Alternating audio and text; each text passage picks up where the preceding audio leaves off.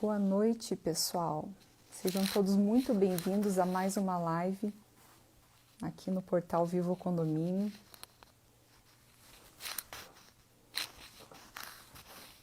Adicionar o comentário aqui já tá. Jeitinho, favor ou corrupção. Esse será o nosso tema de hoje. O nosso convidado mais que especial é o Gilberto Inhoato. Gente, ele é tanta coisa que não, é até difícil resumir o currículo dele. Mas basicamente ele é professor de antropologia, psicólogo, doutor em violência doméstica e ele vai contribuir muito conosco hoje aqui. Ele já enviou a solicitação aqui, deixa eu ver se ele já entrou.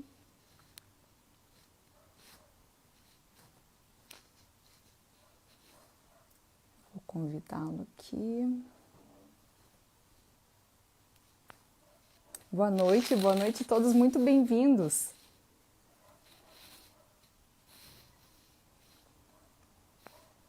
Aguardar nosso convidado entrar. E curiosamente esse tema surgiu, até contar para vocês aí como é que foi. Ele me deu um adesivo que diz: jeitinho é corrupção. Olha lá, já entrou ele. Deixa eu já convidá-lo aqui. E aí eu peguei esse adesivo e fiquei naquela, e agora? Se eu colar esse adesivo no meu carro, será que eu sou a pessoa que nunca comete nenhum tipo de jeitinho? Deixa eu convidá-lo aqui. Cadê? Gilberto, vê se você consegue me enviar uma solicitação. Boa noite, doutora Tárcia, tudo bem? Doutora Tárcia é especialista em compliance também nos acompanhando. Tudo a ver o tema, né, com o compliance aí. Vamos ver se eu consigo enviar um convite aqui para ele. Aí, já chegou aqui.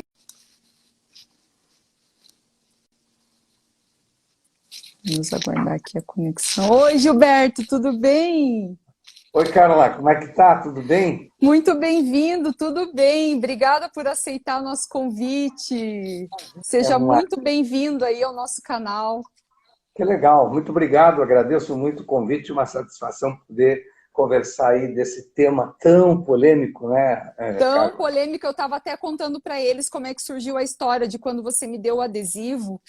E eu fiquei pensando, e agora, eu colo ou não no meu carro? Será que eu nunca faço um jeitinho? Será que esse aí mesmo, jeitinho é corrupção, esse aí. Será que É. aí, a partir do momento que eu carimbar esse adesivo no meu carro, eu nunca mais vou poder parar num lugarzinho meio proibido ali, porque eu estou buscando meu filho na escola? Será que eu nunca mais vou poder parar os 5 minutinhos ali em algum lugar, que eu só vou 1 minutinho, que eu vou buscar um remédio na farmácia? Olha, E Carla, aí, né? acho que não, acho que você, nós somos praticantes involuntários do jeitinho brasileiro. Existem atitudes, né, práticas sociais das quais a maioria delas nós não fazemos uma pergunta básica, né? Por que é que eu faço isto que faço? Por que fazemos o que fazemos? Essas práticas elas fazem parte do mundo vivido e não do mundo pensado. No mundo vivido, nós agimos mecanicamente, involuntariamente, inconscientemente, tomados pela repetição dos hábitos irreflexivos. Então, uma das ideias aqui hoje é essa, né? É nós criarmos aqui uma análise sobre o irreflexivo cotidiano. Uma das atitudes mais irreflexivas que existem no brasileiro é o tal do jeitinho brasileiro. Ele foi institucionalizado, ele se tornou uma instituição na medida em que ele passou de uma linguagem comum, de uma prática que vem já de séculos no Brasil, ele passou de uma prática para fazer parte da língua portuguesa, Carla. Em 1950, esse termo jeitinho brasileiro ele foi incorporado no dicionário da língua portuguesa. E significava resolver um problema difícil. Ninguém está falando aqui, né, Carla? É bom explicar isso para quem nos acompanha, que nós não estamos falando do jeitinho, do bom jeitinho brasileiro, como dizia o Roberto da O Mata. jeitinho criativo, o jeitinho de encontrar uma solução criativa para algo. Exato, o jeitinho criativo e que não gera um prejuízo coletivo em benefício da minha vantagem pessoal particular, né? Uhum. O jeitinho criativo é aquela forma brasileira de você, muito rapidamente, encurtar um caminho. Por exemplo, no Alto da Compadecida, quem acompanhou lá do Suassuna, né? Foi livro, teatro, foi filme, né? O Chicó e o outro personagem estavam sempre dando um jeito, né? Lá eles não falam de jeitinho, mas davam um jeito, né? Que são as dificuldades do povo brasileiro em resolver problemas com excesso de burocracia, excesso de interdições e de exigências, e muitos de nós sequer podemos resolver algumas coisas se fôssemos esperar o tempo delas. Então, a nossa criatividade, ela é algo enaltecido, mas nós não estamos falando deste jeitinho criativo, né? Nós estamos falando daquele jeitinho que foi institucionalizado e que ele iniciou, né? Ele se inicia com as classes mais favorecidas. Existem várias datas, vários estudos sobre isso, né? Quando que começa o jeitinho. E ele foi se alastrando, né? Se proliferando, essa é a melhor palavra, em todas as categorias sociais, né? Então, o jeitinho não tem classe, ele atinge ricos e pobres, atinge gêneros diferentes, cor de pele diferente, todos nós, então, somos em certo grau, participantes involuntários e muitos voluntariamente do jeitinho. Então, Carla, o adesivo que você colocou no teu carro, ele não vai ser uma interdição permanente, de vez em quando, sem se dar conta, pratica o jeitinho. Sem se dar conta e às vezes se dando conta mesmo, né? Porque a gente busca justificar os atos, né, Gilberto?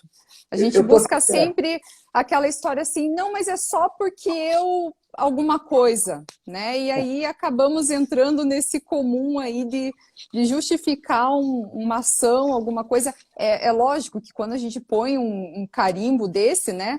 Não querendo me rotular correta, mas a gente passa a observar mais as nossas ações, né? A ideia é essa mesmo, né? Quando nós confeccionamos umas camisetas, né? A ideia era vestir a camisa, no sentido literal do termo, para que funcionasse como um espelho, um reflexo. Alguém passa, olha, né? E começa a pensar, mas por que esse jeitinho que nós vamos comentar hoje, por que esse jeitinho é corrupção? Né? É confundido com corrupção? Afinal, é corrupção ou é jeitinho, é favor? Essa percepção que os brasileiros têm, e que é para nós brasileiros muito difícil de distinguir, a ideia não é minha, né? Eu apenas sou um comentarista e um praticante do projeto de ação social que procura trazer uma reflexão. Eu levei isso para várias instituições de ensino, né? Tentamos usar as camisas, usar o adesivo, mas veja, Carla, que interessante, não colou, né? Não colou muito bem. Assim, tem a página na internet, o site, tem lá uma aprovação muito grande, todo mundo aprova, mas quando trata de nós abdicarmos, né, da ação do jeitinho, nós acabamos um deslizamento sociológico, muitas vezes usando essas práticas, né, que transgridem regras, transgridem leis. E, assim, para esclarecer, esse jeitinho que nós nos referimos é quando você quebra uma regra, um estatuto, uma lei jurídica, uma regra de condomínio, uma lei de trânsito, seja o que for, né, você quebra uma regra para obter um benefício próprio ou com parentes e amigos teus, benefício teu ou deles, em detrimento da ética coletiva, em detrimento, em prejuízo daqueles outros, né, que não praticam, ou que no momento não estão praticando, ou que não praticam, a arte de ser mais iguais que os outros. Que esse é o título de um livro da Lívia Barbosa, que é uma antropóloga que fez um dos estudos do jeitinho brasileiro, como arte de ser mais igual do que os outros, Carlos. Eu até tirei um trecho de um livro dela que ela comenta assim que o jeitinho é sempre uma forma especial, entre aspas, né, de se resolver algum problema ou situação difícil ou proibida, ou uma solução criativa para alguma emergência, seja sob a forma de conciliação, esperteza ou habilidade. Então, é justamente nisso que se enquadra, né? Então, essa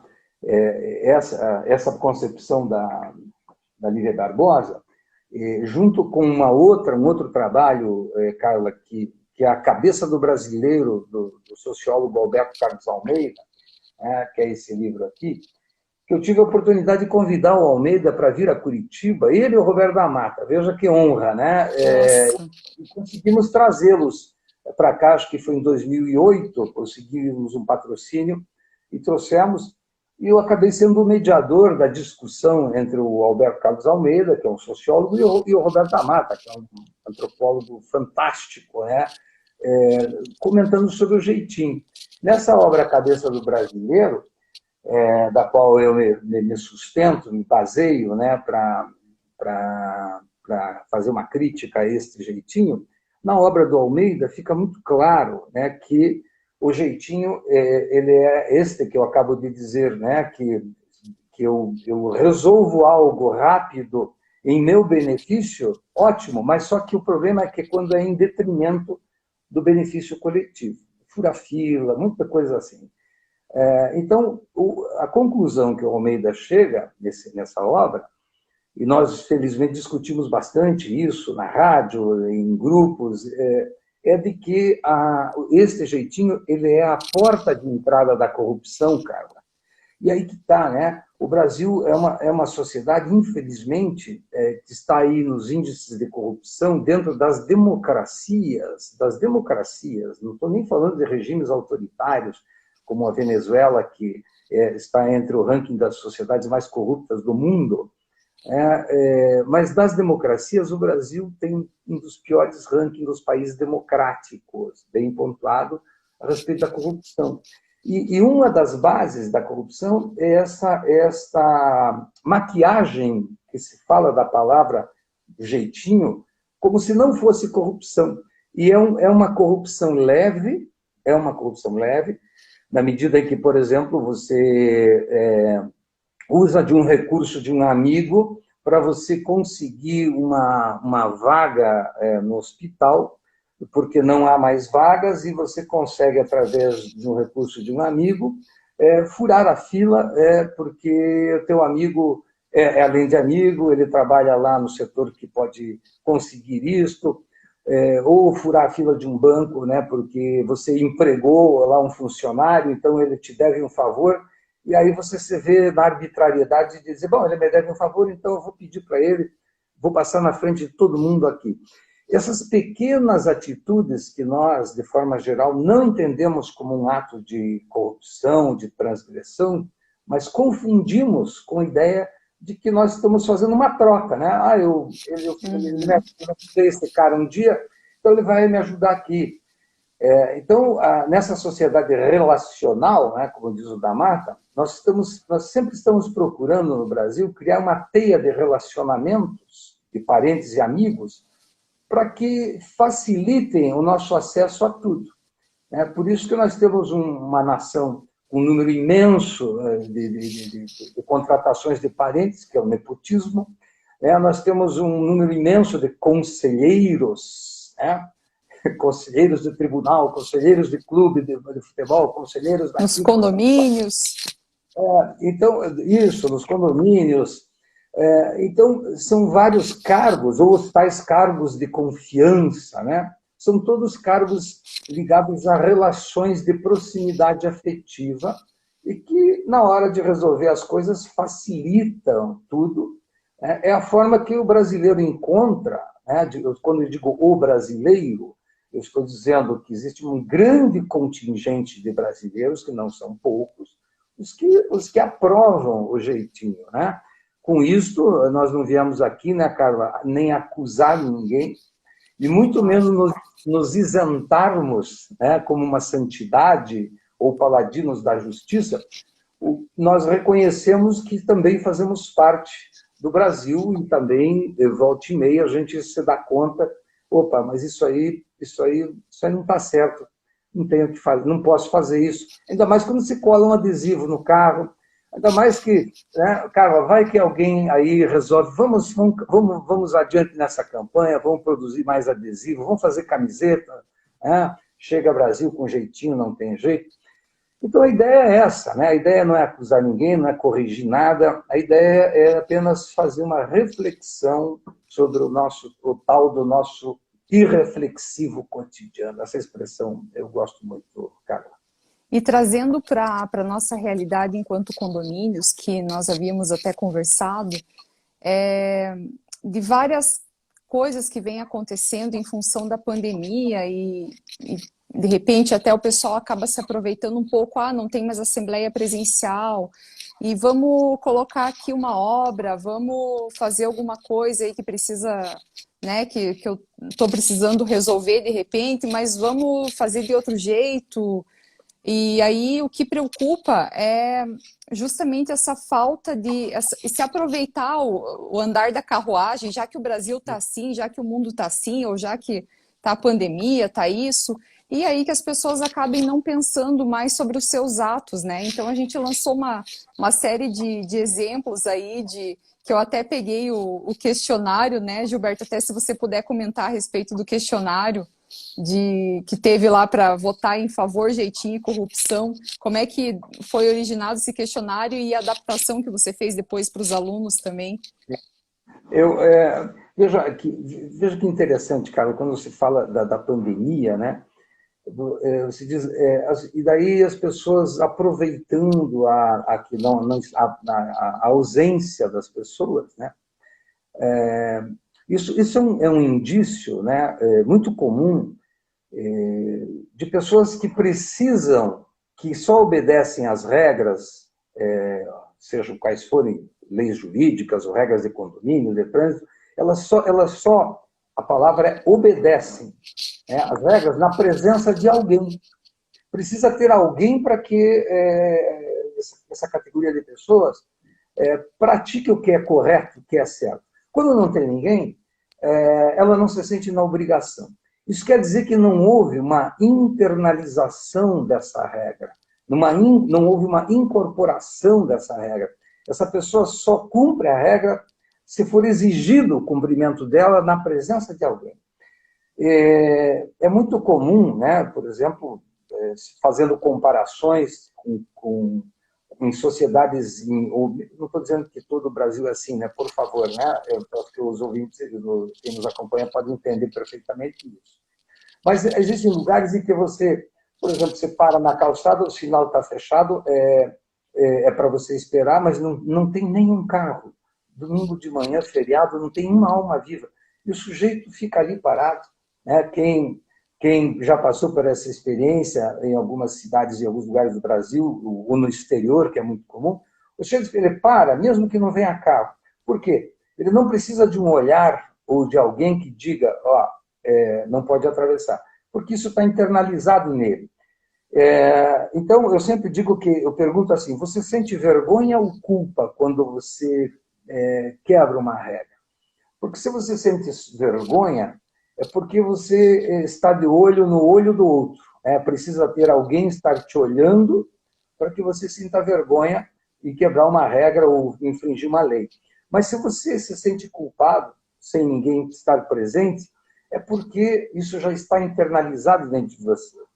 E nós, infelizmente, estamos buscando, né, uma das formas que nós temos de buscar uma educação coletiva, uma ética coletiva, é esta, que você muito bem está aí trazendo para que a gente põe em questão. Então, na pandemia, principalmente em condomínios, né, onde as pessoas já diminuem o acesso do contato pessoal, presencial, imagino como isso como ocorre, né? Bom, ninguém está vendo, então vamos lá, vamos fazer.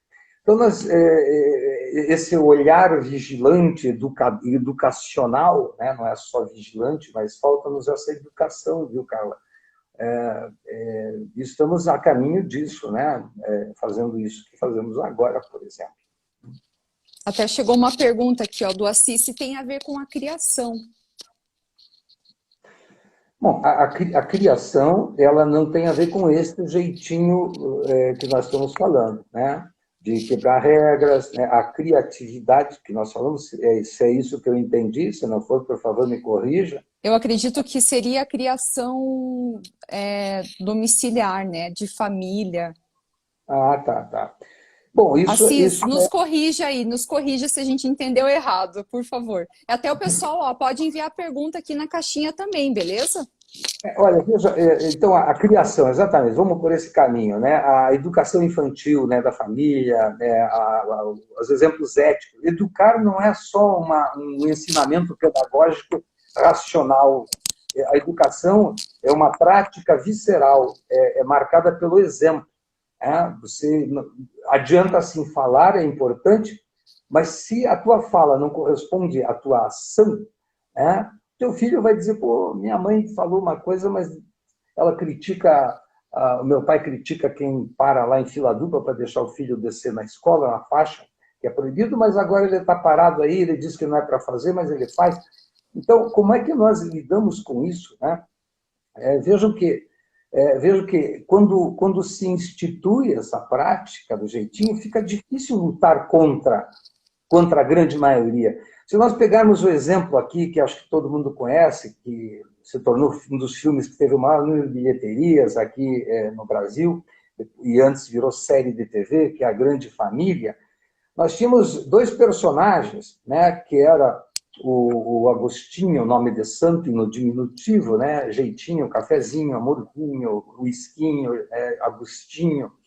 E tínhamos, de um lado, então, o Agostinho, e do outro, no polo oposto, o Linneu, né, que era um funcionário público correto. E qual era o personagem mais idolatrado e mais admirado pelos telespectadores que viam esse programa na Globo? Era o Agostinho. Ele era esperto, ele era malandro, ele estava sempre fazendo uma traquinagem, achando uma forma de levar vantagens, né? Era sempre assim a história. E o Linneu lá, que era se fôssemos pegar numa linguagem mais popular, era o otário, né? E o Agostinho era o malandro. Então, o malandro e o otário, né? Nós vivemos durante, até recentemente, pouquíssimos anos atrás, uma idolatria de ídolos malandros. Né? Dentro do futebol, a gente vê muito isso, né? O jogador fazendo gol com a mão, dizendo que Deus que mandou, lá o argentino. Aqui o sujeito se joga no chão para tentar criar uma falta. Isso é uma prática muito comum dentro do futebol, né? Fazer uma cena para... Então, esses exemplos que vêm da própria televisão, da própria mídia, né? Agora, muito recentemente, a gente tem tentado mudar isso e nós estamos iniciando o processo de educação. Mas até então, vejam que, Carla, a educação, né, ela começa em casa, mas ela tem que ter uma continuidade, principalmente daqueles que representam o Estado, né, a nação, o governo, né, os governantes. Recentemente, né, em presidências anteriores a esta, foi criado um termo que era malfeitoria. O termo não foi inventado naquela época, mas foi usado, né? As malfeitorias para mascarar a corrupção, quando na realidade não é malfeitoria nada, né? É corrupção. Mas nós criamos uma linguagem, né, como, por exemplo, manobras políticas. Eu estou falando aqui que a educação do jeitinho brasileiro, às vezes, na crítica a ele, ela vai na contramão da própria prática de grandes representantes da sociedade brasileira. Né? Lembram quando o Sarney empregou a neta dele e depois foi acusado de nepotismo, e ele diz assim: quem não empregaria sua netinha? Né? Põe a mão assim para baixo, se abaixa. Ele tá fazendo um apelo dizendo que, poxa, O Brasil é uma sociedade emocional, de parentes amigos, uma sociedade familista. Qual é o problema?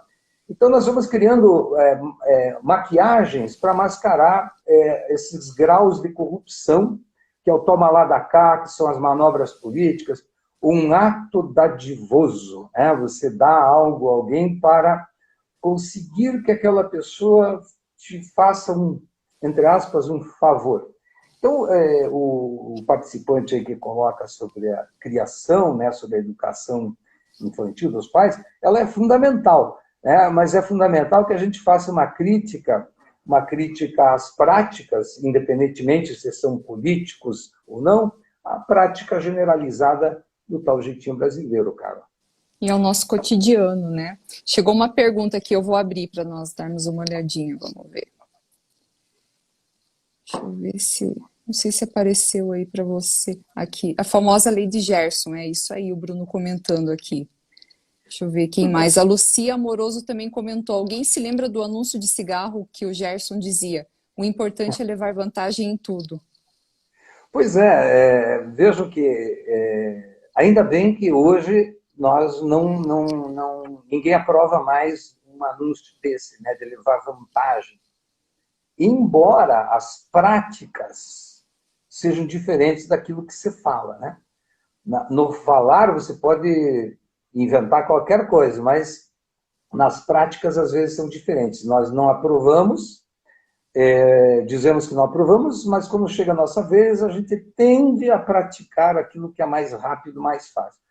Infelizmente, o jogador Gerson, canhotinha de ouro da seleção, ele foi crucificado por isso, né? Depois ele se deu conta, né, de como isso foi usado contra ele, as universidades, os críticos do jeitinho, da vantagem, o quanto isso fez mal, né? Tanto é que até hoje nós lembramos aí, nossa colega Lucy, Bruno, estão relembrando, né? Batia uma carteira de cigarro na cabeça e leva vantagem você também. Faça como o Gerson, leve vantagem você também. E nós, há poucos anos aqui, há 10, 15 anos, 20 anos, nem isso, nós ouvimos redes de televisão narrando o jogo de futebol, dizendo Marcelinho, o Carioca só na malandragem tirou a bola do argentino. Porque nós gostávamos de curtir contra os argentinos, né? Tirar uma casquinha deles. E com essa coisa da malandragem como uma instituição bem-vinda no Brasil. Sim. Infelizmente, as pessoas não gostam de falar sobre isso, Carla. Eu passei uma experiência muito ruim numa universidade recentemente, eu fui dar uma palestra sobre isso, e fui escrachado por um professor lá. Nós não gostamos que o senhor venha aqui falar mal do Brasil. Ninguém está falando mal do Brasil. O pior é você esconder essas coisas e chamar a corrupção de jeitinho. Isso que eu acho que é pior, né? O tomar conta do público como se você estivesse em casa, que é uma outra prática do jeitinho brasileiro, né? A se apropriar do espaço público como se fosse nosso, né?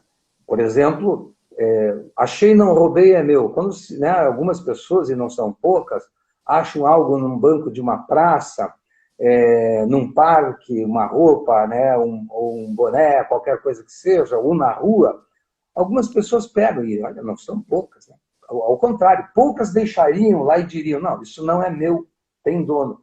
Mas há um jargão que diz, achei, não roubei, é meu.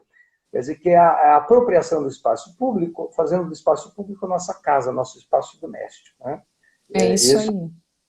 Isso é uma das grandes práticas do jeitinho, que nos condomínios, né? Os lugares coletivos, né? De uso coletivo, muitas vezes são usados para benefício próprio, né? Do indivíduo. O sujeito monta lá uma barraquinha para fazer alguma coisa num lugar onde não é permitido, em benefício próprio, em detrimento do grupo coletivo. O Daniel César Oliveira mandou uma pergunta aqui também. Como fugir da corrupção imputada por alguns síndicos e até mesmo ingerência deles? Pois é. Olha, seja síndico ou não, Ou não? né? E tanto faz. Existem condôminos corruptos também, né? Não vamos esquecer disso. Olha, Não... existem sim corruptos, claro, né? O Daniel, veja, o que caracteriza um ato de corrupção, um ato de transgressão da lei? O que caracteriza? Se você, por exemplo, comete lá um ato transgressor, né? Ou até uma corrupçãozinha leve, que é o jeitinho brasileiro, e se ninguém reclama, Daniel, se ninguém reage contra isso, nós, como cúmplices, estamos aprovando essa atitude. Então, essa atitude tende a se perpetuar, ela tende a se manifestar. Existe um pesquisador, um sociólogo, Howard Becker, né, que ele chama-se estudo do comportamento desviante. Ele chama de comportamento desviante. Esses comportamentos que nós chamamos aqui de jeitinho no Brasil, e que ele nos mostra isso, que se você pode quebrar leis, regras, se ninguém reclama, e se a maioria também faz isto, deixa de ser uma infração, deixa de ser uma transgressão e passa a ser incorporado, como foi o jeitinho, uma prática de todos. Uma prática normal ali, né? Se normatiza. Por quê? Porque não há uma delação pública, não há uma denúncia. O que normalmente as pessoas fazem? Elas se incomodam, mas não enfrentam o problema com um pouco mais de veemência, um pouco mais de assertividade. Ninguém está propondo apedrejar isso, não é nada disso, mas chamar a pessoa, né? Você, por exemplo, o sujeito está andando na rua, daí ele pega ele tira do bolso do paletó e joga na rua um papel que ele tinha no bolso. Em vez de se ir lá e brigar com o sujeito, Daniel, o corrupto lá do prédio, você chegar para o sujeito e dizer assim: desculpe, o senhor deixou cair do seu bolso esse papel. Então, você gera um mal-estar ali, sem ser agressivo, e se prepare para ser xingado também, porque muitas vezes a coisa se volta contra você. Mas esse é o ônus da mudança, né, Carla? Não há mudança sem conflito, não há mudança sem embate, não há mudança sem divergências, e às vezes até com certo sofrimento. Então, a ideia é tentar, de uma forma bem pacífica, tentar fazer com que essa pessoa se perceba e que saiba que está sendo percebida. Isso é o mais importante. Porque ela só vai se perceber se ela souber que está sendo percebida, que está sendo denunciada ou repreendida ou alertada, seja que verbo utilizar. E é fundamental a participação, né, dos condôminos, de todo mundo que atua aí que mora em condomínio, não ficar deixando só por conta também de quem faz a gestão, do síndico, de seja lá quem for. Tem que participar, tem que olhar, não é só papel o conselho está lá para representar, o síndico está lá para representar, tá, mas vamos também participar, né, que eu acho que essa é a melhor forma de inibir, né, Gilberto? Exato, Carla. Veja, quer que o mundo mude? Mude você. Seja você a mudança que você espera do mundo. Se você fizer isso, já é algo importante. Porque ninguém consegue fazer com que o outro mude simplesmente dizendo para ele mudar e repetindo o que ele faz, que normalmente é o que nós fazemos involuntariamente. Nós repetimos aquilo que nós criticamos no outro. Bom, se você quer que o mundo mude, comece mudando você. Eu sempre uso, Carla, uma frase, né, porque como o Brasil é um país profundamente religioso, às vezes a linguagem religiosa ela atinge mais do que a linguagem científica. Né? Como diz lá a passagem religiosa, quer um mundo limpo, comece varrendo a porta da tua casa. Numa outra abordagem mais sociológica, é a abordagem relacional, né? Tudo está relacionado. Se você muda, a tua relação com o outro faz com que o outro perceba a tua mudança e também passe a desaprovar as atitudes incorretas dele, porque não tem a tua conivência, a tua cumplicidade. Mude você que o outro se modifica. Isso é uma prática, uma lógica que também dentro do atendimento psicológico, né, como psicoterapeuta, quando eu atendo as pessoas, na mesma comparação aqui dessa questão. A pessoa vai lá reclamar do outro, digo, muito bem, é verdade que ele faz isso, aquilo. Agora, vamos falar da tua parte, né? O que poderia ser feito? Que parte você tem nisso? Então, faça a tua parte, como você muito bem falou, Carla. Se todos nós fizéssemos a nossa pequena parte, tudo seria muito diferente. Outra coisa, por exemplo, é ficar só criticando o político, né, a corrupção dos políticos, nos esquecendo que nós elegemos essas pessoas, né? Reclamando dos benefícios do político, mas nós esquecemos que somos nós que aprovamos, inclusive, corrupção de políticos, né? Então, é preciso que a gente pense sobre a nossa parte. A nossa parte, né? Exatamente. Já é um grande... Sim, chegou mais um comentário aqui da Lucia Amoroso. Penso que a noção do coletivo se enfraquece à medida que as pessoas se tornam mais egoístas. Exato, né? Uma boa colocação, Lucy, porque nós vivemos na sociedade dos indivíduos, né? A expressão do sociólogo Norbert Elias, né? Sociedade dos indivíduos. Nós estamos vivendo um mundo onde as pessoas, isso não é só no Brasil, não, hein? Nós vivemos isso no mundo ocidental, praticamente as pessoas estão buscando cada vez mais a satisfação própria, a satisfação do seu ego, a satisfação da sua identidade individual, ou seja, uma sociedade narcisista, egocêntrica, hedonista, que busca sempre a satisfação do prazer pessoal e imediato. Né? Então, faça aquilo que te satisfaz. Se você não estiver satisfeito, não é nada disso. Né? As agruras, as dificuldades, eu sempre repito isso, a vida é um esforço. E a Lucy tem toda a razão, nós estamos vivendo numa sociedade conduzida para o excesso da individualidade. Não estou nem aí. Você ouve da rapaziada, não estou nem aí, tá ligado? Até um ato falho, né? Eu não estou nem aí, mas estou ligado. Não estou nem aí, tá ligado?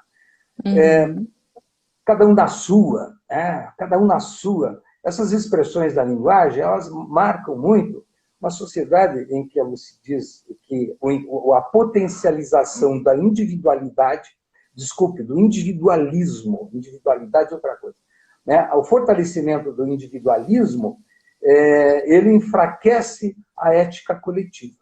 Né? Eu estou falando de ética coletiva, né? Um comportamento que é para todos. Né? Mas nós vivemos, sim, infelizmente, numa sociedade que potencializa o hedonismo, o egoísmo e a busca imediata da satisfação do prazer pessoal em detrimento sempre de uma ética coletiva. Deixa eu ver aqui que chegou mais uma pergunta, vamos ver aqui. Ver se vai aparecer. Como identificar o que é jeitinho ou o que é corrupção? Bom, essa é a nossa reflexão aqui, né? Porque, vamos lá, eu tenho um questionário aqui, que o Alberto Carlos Almeida, né, deste livro A Cabeça do Brasileiro, eu pedi autorização para ele na época, ele já disse aqui no início, ele veio a Curitiba, e eu repeti esse questionário que o Almeida aplicou nas 5 regiões do Brasil, foi uma pesquisa social brasileira imensa. Né?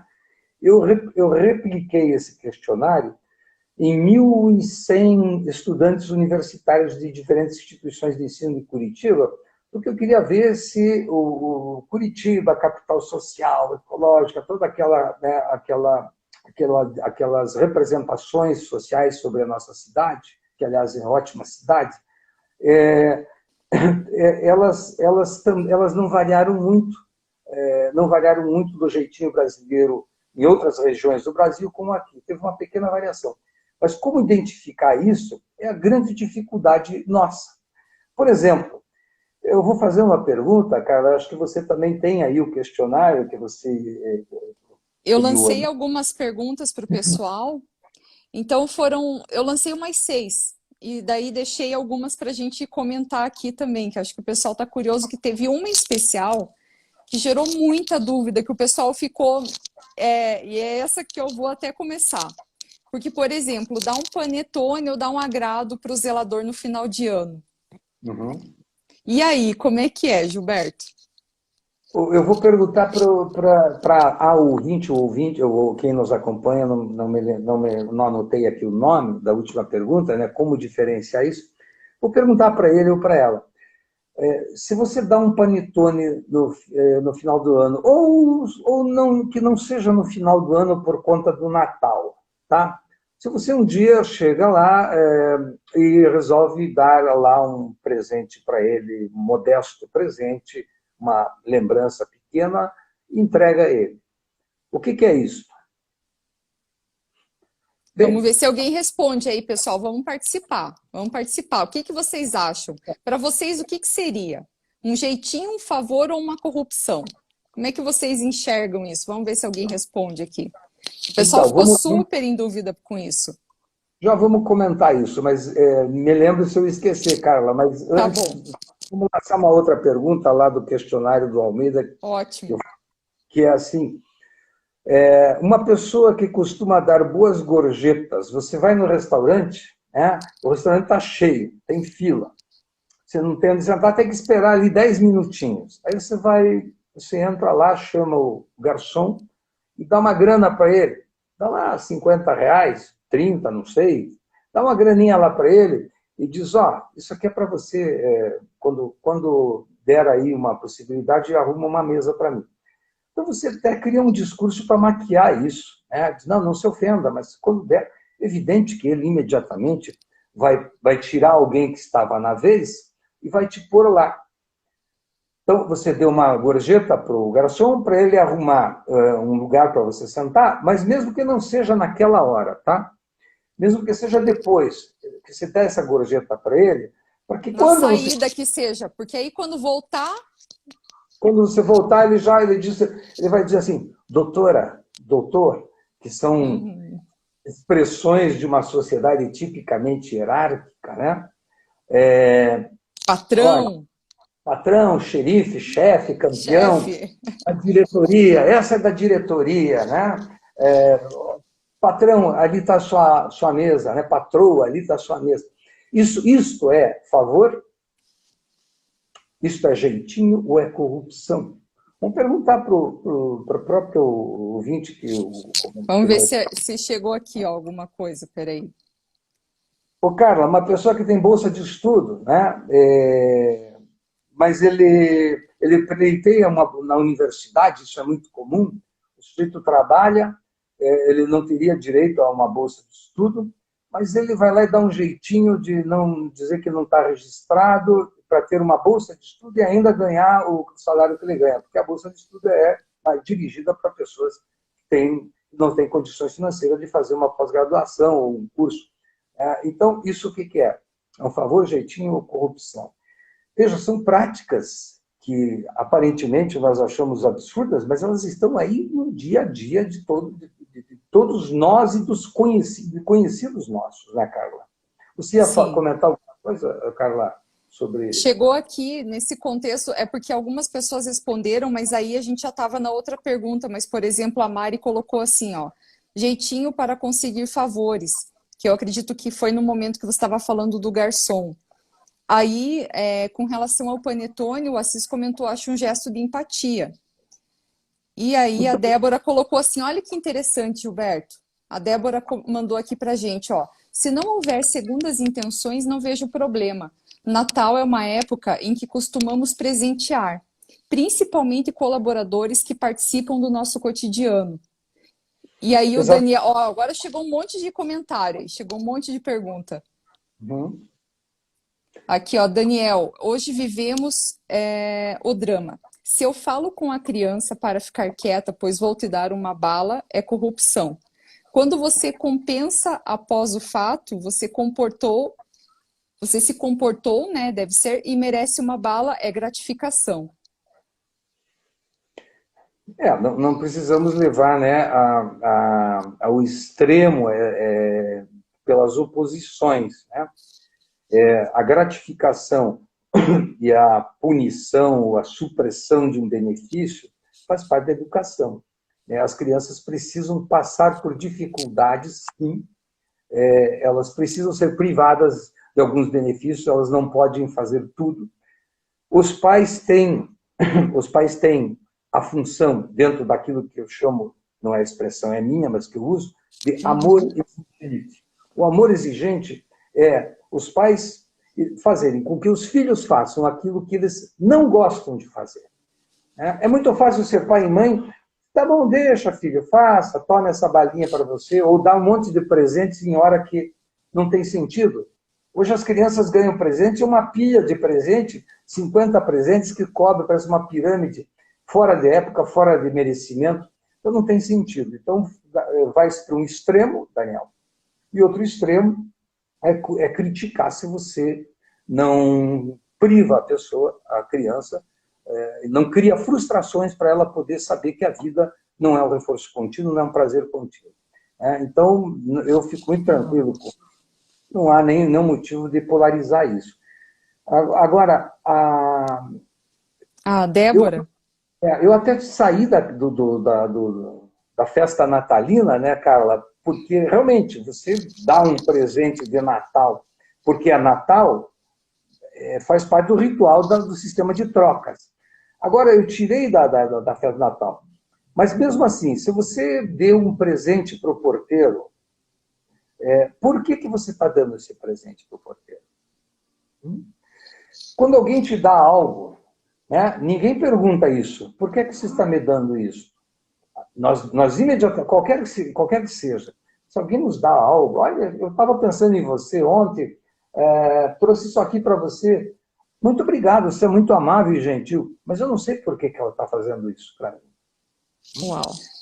Então, aí que está. A dúvida dessa pergunta foi porque algumas pessoas ficam pensando assim, bom, é corrupção, jeitinho, favor, dar um presente para o porteiro? Depende do que você quer dele. Né? Se é uma dádiva no sentido de que eu estou te dando porque você merece, você é uma pessoa atenciosa, trabalha muito bem, isso serve para que você continue sendo esta pessoa que é, por isso que eu estou gratificando as atitudes que você tem. Não, isso não tem nenhum problema, né? A vida é um sistema de trocas. Não é assim que é o preceito religioso, é dando que se recebe. Agora, veja só, se eu forço uma coisa, se eu dou um presente para o porteiro, que é o que a Débora fala de segunda intenção, e no outro dia, ou na outra semana, eu vou lá pedir um favor para ele, aí que está. Vejam que houve uma conversão, né, de um ato, de uma dádiva gratuita que reforçava o bom comportamento do porteiro, houve uma conversão, uma mudança, agora para um pedido em troca de vantagem pessoal.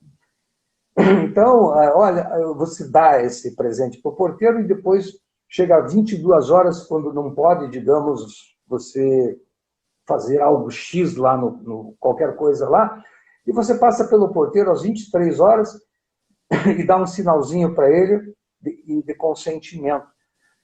Se a tua intenção é criar uma obrigação dele te dar sempre que você precisar, o que você está fazendo? Você está corrompendo uma regra coletiva de horário, você está corrompendo uma regra que tira o porteiro dos atributos dele, e coletivos para todos, para te tratar de uma forma especial, particular, para você ser mais igual do que os outros indivíduos. Né? Porque essa é a arte do jeitinho. Então, depende todo um contexto envolvido, né? Depende de todo esse contexto, todo esse as circunstâncias e como que isso ocorre, né? E a intenção, né? O que está por trás daquilo mesmo, né? Exato, né? Agora, você estava falando no início sobre as justificativas que as pessoas usam, né, Carla? Tem uma outra pergunta lá do questionário do Almeida, que você também colocou aí no ar, que é você dar uma gorjeta para o guarda para ele não te multar. Uhum. Quem, quem é que já não passou a conversa? Ou então, não precisa nem dar gorjeta, tá? Passar a conversa. Com que tipo de conversa? Mentir para ele. Olha, eu estou numa situação de emergência, veja bem. Né? Criar uma história para comovê-lo para que ele não te... Ou não. Ou, de fato, você está com pressa, não é nem uma emergência, está com pressa, você para o carro lá. E você diz, é 5 minutinhos, mas daí você demora 10. Aí ele vai lá e vai te multar. E você fica furioso com ele. Né? Mas você criou essa situação e tentou corromper. Existe uma regra, existe uma lei. Não pode parar o carro nessa faixa. E essa regra é para todos. Mas, vem cá, isso é uma prática super comum. Fila de colégio, na frente de condomínio, o sujeito para, né, o carro, estaciona num lugar que é para só embarque e desembarque. Daí ele diz assim, não, mas é só 5 minutinhos. Fica 10 minutos. Chama a pessoa lá do 14º andar, fica esperando, E aí tem uma conversa. conversa, daí, ou então vai entregar alguma coisa, aí tem outro carro que quer entrar, ele tem que ficar na rua, a pessoa desce na calçada ou na rua, lá do outro lado, atravessa a rua, porque aquela pessoa está justificando que sempre as pessoas acham uma justificativa, né? Em psicologia a gente chama isso de racionalização. Você inventa uma explicação racional para poder fazer algo que não deveria ser feito, que não poderia ser feito. Como, por exemplo, eu achei na rua isso aqui. A pessoa não cuidou do que era dela, então a azar é dela, isso é meu. Não, mas ninguém veio atrás, né? Aquela história também, mas ninguém veio atrás, ninguém procurou. Eu peguei, levei para casa, ou seja lá o que for, e fiquei esperando que alguém me procurasse. Né? Então, essas racionalizações são muito comuns, né? E a todo instante nós estamos tentando maquiar o jeitinho, esse jeitinho, que é um ato de corrupção, sim, né? Porque você transgride uma regra. Imagine se todo mundo resolver passar uma conversa no guarda porque está com pressa ou porque tem um motivo especial. Né? O trânsito vira um caos. Um caos, né? Então, assim, né, é diferente de você aqui, para amenizar a crítica, né? É diferente de você entrar, por exemplo, na contramão, porque você teria que andar 5 quadras num local de madrugada, que você não precisa parar o carro no sinaleiro, que não tem ninguém, você olha para todos os lados. Por que é que você vai se arriscar a entrar numa rua perigosa para fazer a regra do trânsito se você pode entrar ali 50 metros num campo de visibilidade? Tudo bem, você pode ser multado por isso, evidentemente. Mas você, Uhum. no máximo, você transgrediu uma lei. É como não pise na grama, né? Você passa pela grama. Não é jeitinho, você transgrediu uma lei, não é uma corrupção, né? Ao menos em grau não é uma corrupção. Que aí, cara, tem um outro grande problema quando eu não sei quem fez a pergunta, como detectar se é corrupção ou jeitinho. O Acho que grande foi o problema, Bruno. Bruno, o grande problema nosso é que no Brasil, e aí é uma situação muito típica das sociedades corruptas, não é só o Brasil, claro que não. Eu acabei de dizer que a Venezuela é o primeiro ranking mundial de corrupção. Mas estou dizendo que nós temos uma dificuldade muito grande de entender que essas atitudes de transgressão do nosso irreflexivo cotidiano, elas são a porta de entrada de uma corrupção maior. Quando uma pessoa ela acha normal transgredir pequenas regras, ela vai achar normal também se ela transgredir algo muito mais, com um agravante muito maior. Por isso que nós, então, temos uma dificuldade, uma negação, Carla, de entender a corrupção da única forma que os brasileiros, de forma geral, acham que é corrupção. Quando tem uma montanha de dinheiro vivo. Não basta dinheiro na cueca, dinheiro em apartamento, dinheiro na mala, é dinheiro para tudo quanto é lado. Então você dá 20 reais, isso não é corrupção. Corrupção é o cara ter milhões de reais dentro do apartamento, da mala. Isso é corrupção. Corrupção parece que parece não, existe uma distorção da percepção de jeitinho em corrupção, por se achar, de uma forma geral, que corromper algo é só o envolvimento de dinheiro vivo. E quando, na realidade... Ou de grandes quantidades em dinheiro, né? Exatamente, de grandes quantidades. Assim, R$1.000, isso não é corrupção. Uhum. Isso é uma prevaricação, uma malfeitoria. Isso é toma lá da cá. Isso aí é tomar dos ricos para dar para os pobres. Isso não é corrupção. Um desfalque, uma propina, um suborno, um ato dadivoso. Veja, nós criamos linguagens para mascarar isso. A malfeitorias, então, que foi criada para mascarar a corrupção. É uma bandalheira, é petrolão, é mensalão, escabão, um monte de coisa. E aí, a malfeitorias. E também, recentemente, nós criamos termos para amenizar isso, dizendo que não. Na linguagem, Carla, você pode inventar tudo. Inclusive, inventar a linguagem jeitinho brasileiro para dizer que não é corrupção. Corrupção não envolve montanha de dinheiro vivo, não.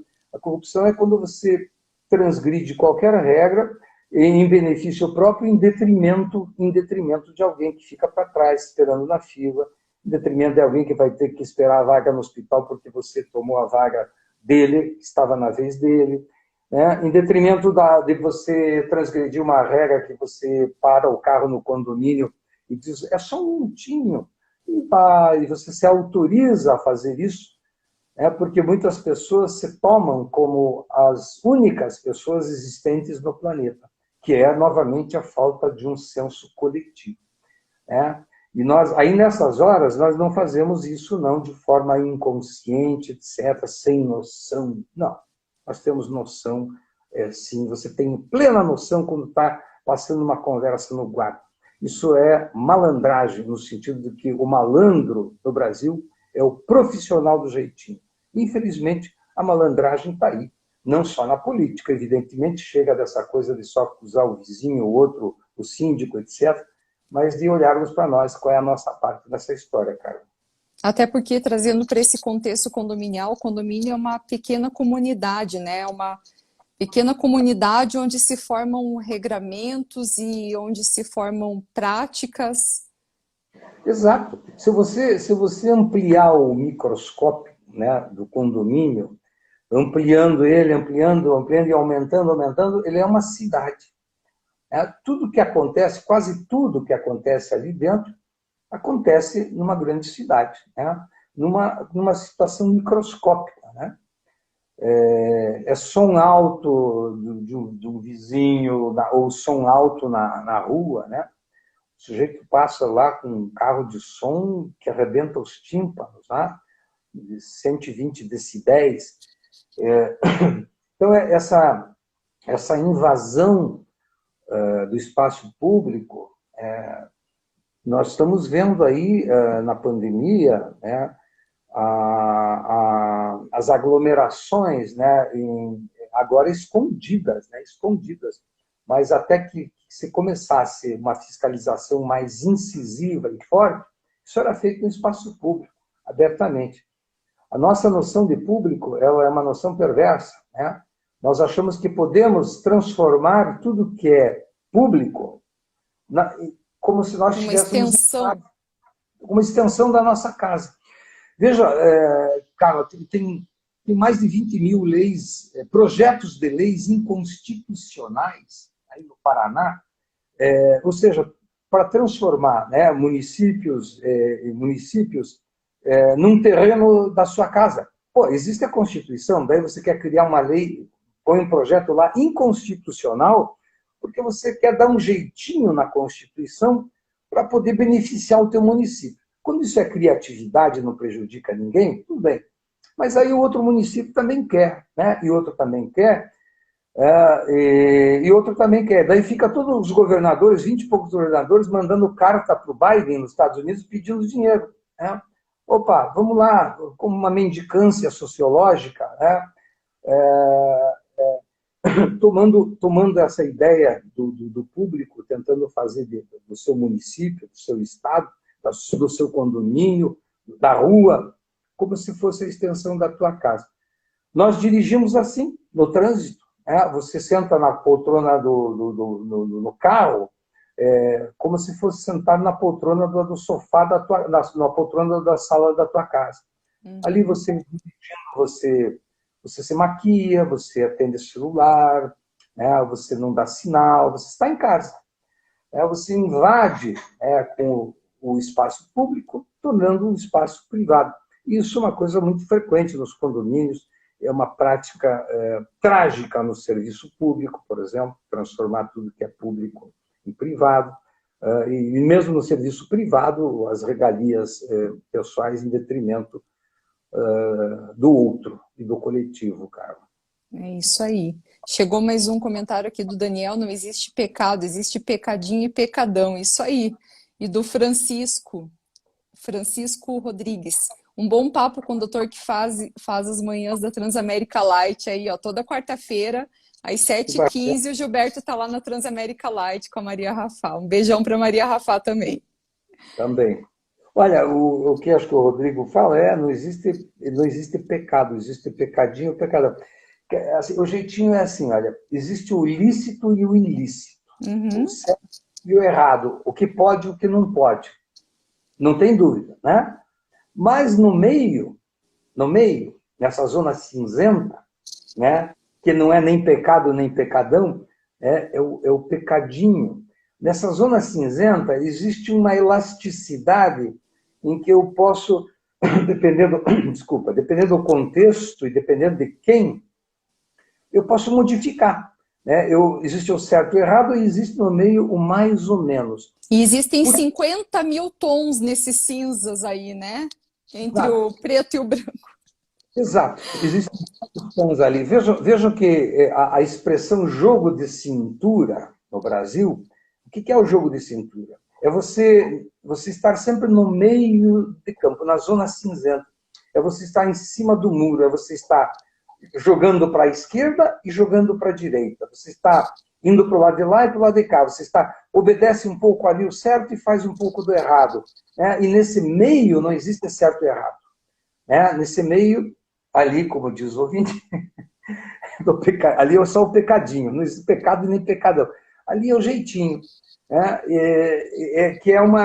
Que na linguagem do dia a dia, nós usamos isso. Fulano não tem jogo de cintura. Fulano é muito rígido. Né? Todo mundo reclama do síndico que ele é rigoroso. Esse é um bom síndico. Mas todo mundo reclama. Mas depois, ao mesmo tempo, diz, não, mas se não fosse assim, não seria... Mas reclama. Né? Uma grande parte reclama, outra parte aplaude.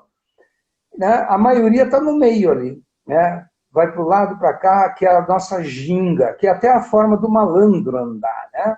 O malandro ele não anda como o inglês em linha reta. Né? Ele anda para lá e para cá. Se contorcer ali, né? na ginga. Que faz parte da cultura brasileira isso. Veja que a capoeira, o futebol e o samba, que são 3 dimensões fortes da nossa identidade nacional, nós fazemos com a ginga. Né? Para lá, para cá. Jogo de cintura, que é uma expressão. Fulano tem que ter jogo de cintura. O que é o jogo de cintura?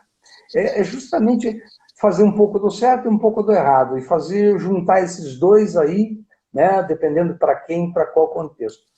E faz um bem bolado, né? Daí fica que nem a Lucy comentou aqui. O que falar de um país onde algumas leis não pegam, né? Como é que pode? Pois é. Existem as leis jurídicas e as leis ditas culturais, dos ajustes, né? Essa lei não pega. Vejo que no Brasil, isso é muito forte, hein? No Brasil, nós falamos assim, as pessoas ou elas obedecem ou elas desobedecem à lei. elas não respeitam. Respeito. Ela não respeita. Numa análise de discurso, numa análise de linguagem, nós ouvimos as pessoas só dizer isso. Fulano obedece à lei. Fulano não obedece à lei. Dificilmente se ouve alguém dizendo fulano respeita. Porque respeitar é você internalizar essa lei e cumpri-la sem a presença de alguém, sem a exigência de alguém, né? Sem que se torne estraga-prazeres. Eu acho que todos nós lembramos de uma época que começou a haver uma malhação terrível em cima dos radares, há muitos anos, chamando de indústria da multa. Nossa, indústria da multa, indústria da multa. Mas vem cá, aquele radarzinho lá que dizia-se que era a indústria da multa, não pode passar de 60 quilômetros por hora numa via rápida.